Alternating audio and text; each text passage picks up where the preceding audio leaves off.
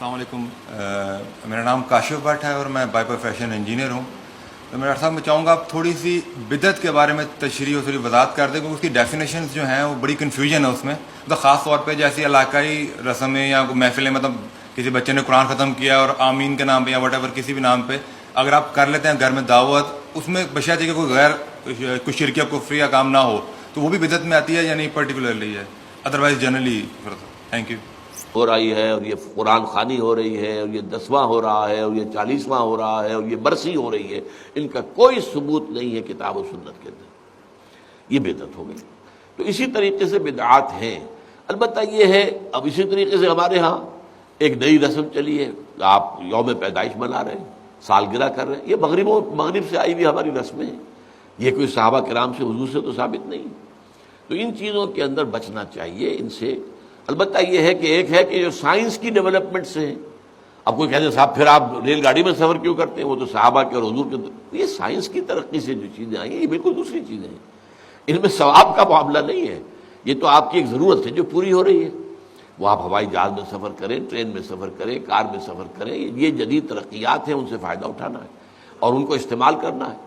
تو یہ اور بات ہے. لیکن دین میں کوئی نئی چیز جو حضور اور صحابہ سے ثابت نہ ہو اور اس کو آپ حصول ثواب کی نیت سے کریں, وہ بدعت ہے.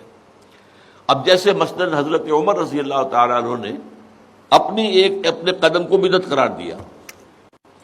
آپ کو معلوم ہے کہ حضور کے زمانے میں تراویح کی نماز کا کوئی رواج نہیں تھا, حضرت ابو بکر کے دور میں بھی نہیں تھا, بلکہ یہ تھا کہ رات کو نماز نوافل ادا کرو اپنے اپنے طور پر, قیام اللیل اپنے اپنے طور پر. تو اس حوالے سے تراویح کی نماز کا جو ہے باجماعت, یہ حضرت عمر نے کیا رضی اللہ تعالیٰ عنہ. ایک دفعہ آپ آئے اپنے دور خلافت میں, مسجد نبوی میں دیکھا کچھ لوگ ادھر کھڑے ہیں, کچھ ادھر کھڑے ہیں, کچھ ادھر کھڑے ہیں, کچھ ادھر کھڑے ہیں. اب ایک ایک جو حافظ ملا ہوا اس کے پیچھے قرآن سن رہے ہیں, پڑھ رہے ہیں. تو آپ نے کہا کیا یہ اچھا ہو ان سب کو ایک امام کے پیچھے جمع کر دیا جائے.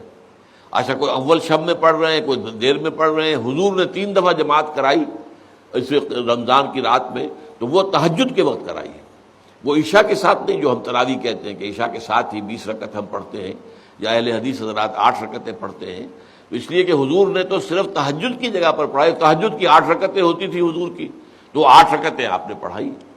لیکن یہ ہے کہ پھر حضرت عمر نے یہ فیصلہ کیا کہ اس طرح کر دیا جائے, اور اس کے بعد یہ ہوا کہ ایک امام ہے, سب لوگ سن رہے ہیں. اس کے بعد ایک دن کہیں آئے حضرت عمر, داخل ہوئے, دیکھا کہ ایک امام کے پیچھے پوری مسجد بھری ہوئی ہے, جماعت ہے, ہو رہی ہے. اور آپ نے کہا نعم البدعۃ ھذہ, یہ ایک اچھی بدعت ہے جو ہم نے شروع کی ہے.